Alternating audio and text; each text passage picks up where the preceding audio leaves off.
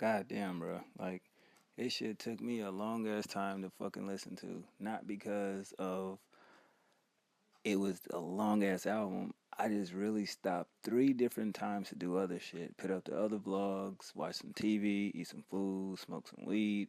This album was too fucking long.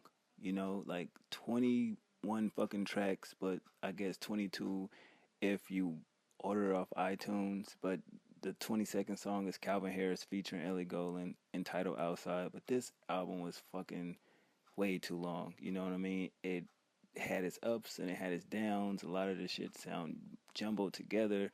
It's been 3 years since this woman has put out an album, and this is what she comes with. And I was like, wow.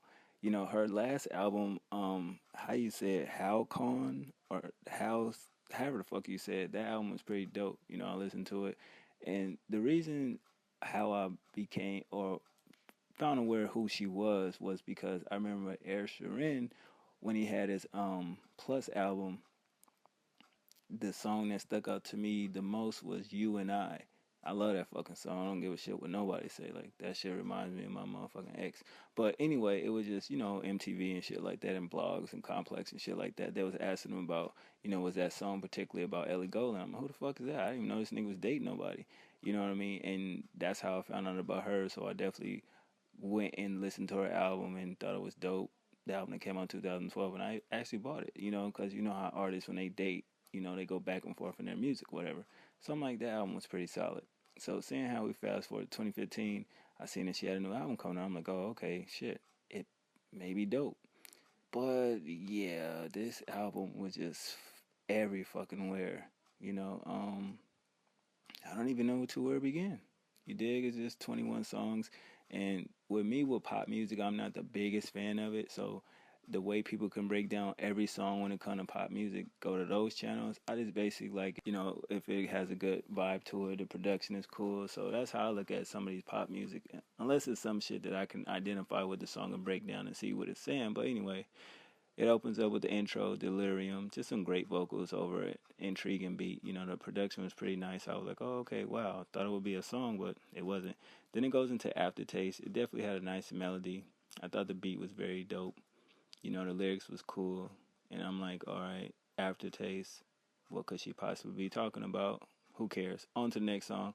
Something in the way you move. It just had a good melody. She's hypnotized, I guess, by the way somebody's either dancing or the way she's getting banged. Either way, cool song. Keep on Dancing, track 4. That shit bored the fuck out of me listening to it. I'm sorry. I was like, damn, this shit is boring. Literally, that's what I'm saying while listening to this shit. I'm like, next track.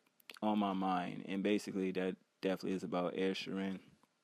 If you listen to it, that situation is crazy because it's just like, I look at them too, like, okay, maybe he was feeling her and she liked or he liked her, but maybe it was just something about him that she liked, but not personally like him. So it's very confusing, you know what I mean? But it's still a great vibe. I definitely dig the melody.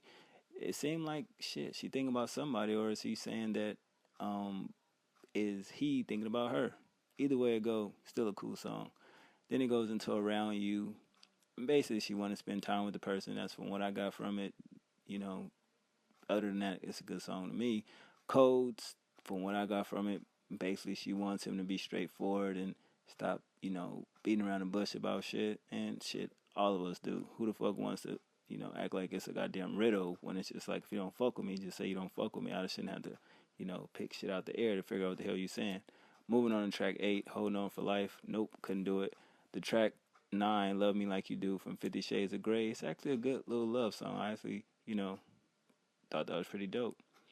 Going into track 10, Don't Need Nobody. Shit, I just look at it like, hey, she on her independent shit. She don't need no fucking body. And this is at the point where it's like, okay, this is the 10th song. It seemed like I've been listening to this goddamn record for a fucking hour. You know what I mean? Like, Jesus. It just seemed like it was just so fucking slow and put together.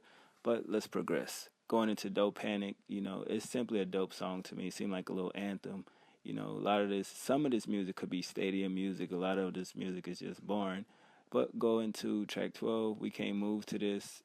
Nice 112 sample, but I didn't like the fucking song. You know, I mean, it has its moments to where when the sample kicks in, it's dope, but then when it go out, that mellow, dry ass spot where she's, singing or whatever, it's like, damn, you should have kept it more up tempo. Would have been a good song. Going into track 13, which is Army, I definitely love the background vocals. Production was on point. Her lyrical ability was on point. It was amazing in a way. It's like, damn, it's moments on the album where it's like, shit, you should have just went right here for this and left that shit alone. But yeah, it gets into the later of the album, latter of the album, whatever the fuck you want to say. From track 14 and 16, didn't like either one of those tracks. So it goes into 17, the greatest, cool song, nothing wrong with it. Goes into track 18, I Do What I Love. It sounded super dope.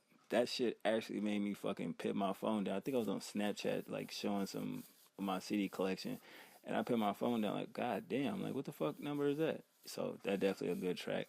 Paradise, smooth, good vibe on the record. I definitely thought the production was nice. And the vocal ability on that song was alright as well. Going into Winter, track 20, I tried to like that song, but it just didn't do it for me. And the last track, number 21, is Heal. And that's a good song because it just basically, it feels like anybody going through, hurt or any type of pain, this record is for you. And that's the vibe I got from it. But overall, this album was too fucking long. You know, it had its moments to where you can pick the records that are kind of uplifting or, up tempo and more of, it'll make you move in a sense if you into that type of club type vibe. But then you got records to where it make you sit and think, and then it just got records like, well, why the fuck did this even make the album? But overall I get this shit a 6 out of 10. 14 of the records I feel are nice, decent, and production is 6 out of 10. Nothing really too special.